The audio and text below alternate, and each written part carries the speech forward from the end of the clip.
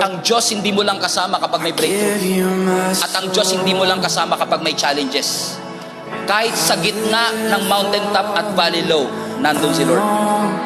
Kasama mo ang Diyos pag na-promote ka. Kasama mo ang Diyos pag nawalan ka ng trabaho. Pero yung araw-araw kang pumapasok sa trabaho, kasama mo pa rin ang Panginoon. Hindi lang natin na-appreciate kasi yun ang ordinary. Marami sa atin nagsisimba para magpasalamat. Grabe ginawa ng Diyos. At marami ring nagsisimba para may matinding gawin ang Diyos. Pero minsan nakakalimutan nating ipagpasalamat yung araw-araw sinusustain niya tayo.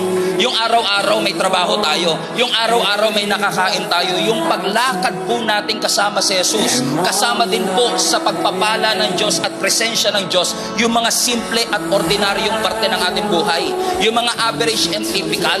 Yung simpleng pagsikat ng araw kasama mo ang Panginoon. Yung simpleng paghinga mo every second kasama mo ang ating Panginoon.